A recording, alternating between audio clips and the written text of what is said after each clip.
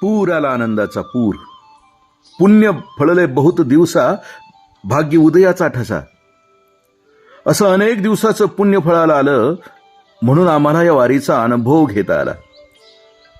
आणि त्यातही या भाग्याची पूर्णावस्था आज अनुभवायला मिळणार आहे. कारण आज आमची ज्ञानेश्वर माऊली भंडी शेवगावहून निघून तर आमचे तुकोबाराय पिराच्या कोरोलीहून निघून वाखरीत पोहोचणार आहेत.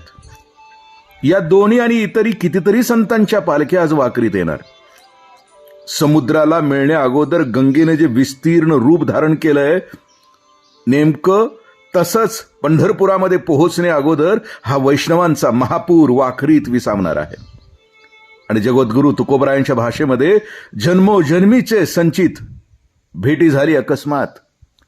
या वचनाप्रमाणे डोळ्यांचेच काय, सबंध देहाचे पारणे फेडणारे क्षण आम्ही आज अनुभवणार आहोत. आजच्या या सोहळ्यात आनंदाला अक्षरशः पूर आलाय. पंढरपूर अगदी जवळ आलंय. ज्याच्या भेटीसाठी इतके दिवस चालत चालत कितीतरी वेळा पदरी आलेल्या अव्यवस्थेला व्यवस्था समजून जे चालणं झालं, प्रत्येक क्षणाला ज्याचा आठव या बुद्धीला स्पर्श करायचा आणि भेटीची हुरहुर नव्या उत्तेजनाने चाळवून जायचा, ज्याच्या भेटीच्या आसेने मन व्याकुळ झालंय, तो आमचा पांडुरंग आता आम्हाला भेटणार. आणि त्यामुळं आमच्यामध्ये हर्ष आहे, उल्हास आहे, या सगळ्यांचा मिलाप आहे. आणि आमच्या अंगोअंगी तो मिलाप उसळतोय.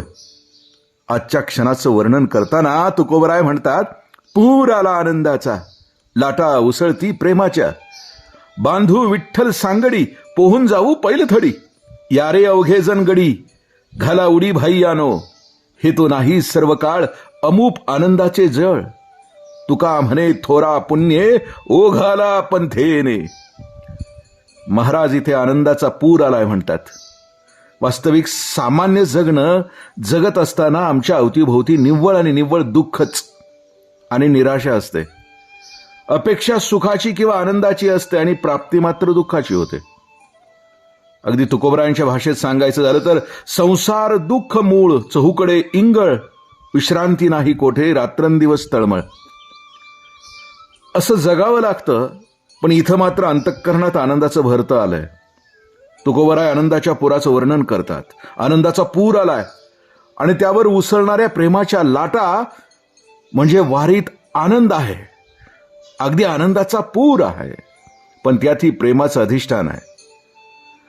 कारण आमच्या जीवनामध्ये बऱ्याचदा आनंद निर्माण झाला की आनंदासोबत मद निर्माण होतो आणि त्यातूनच परत आप परभाव किंवा तिरस्कार भाव वाढतो. थोडक्यात काय तर या सगळ्यातून संकुचितता वाढीस लागते.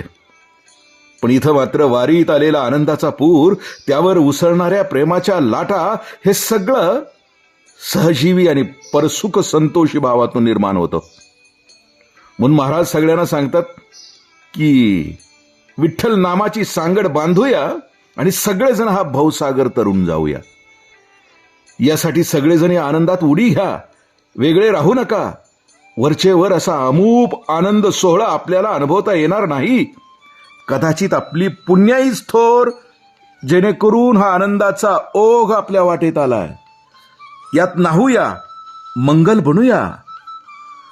आज दुपारी ज्यावेळी माऊलींच्या आणि तुकोबरायांच्या अश्वांचे गोल आणि उभे रिंगण इथे संपन्न होईल, ते सगळं शब्दात रेखाटता येणारच नाही.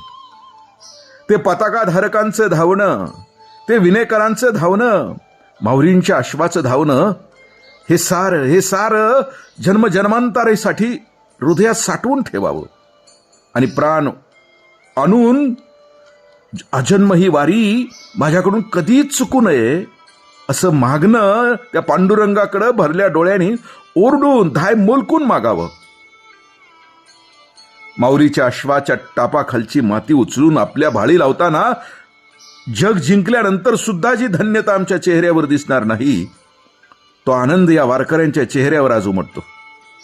या निस्सीम भक्तीने ओथंबलेल्या वारकऱ्यांच्या पायाखालची पायधूळ भाळी लावून धन्य व्हावं आणि या आनंदात स्वतःला पूर्णपणे विरघळून घ्यावं असं वाटतं.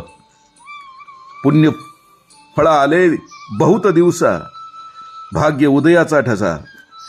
जन्मोजन्मीचे संचित भेटी झाली अकस्मात, असा आनंदाचा पूर आज आहे.